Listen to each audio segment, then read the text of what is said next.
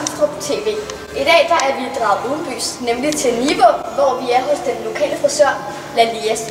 Vi har interviewet en dame og spurgt hende, hvordan hun har oplevet situationen. Når jeg normalt foretager en ansigtsbehandling, så foregår det med diverse cremer og økologiske produkter.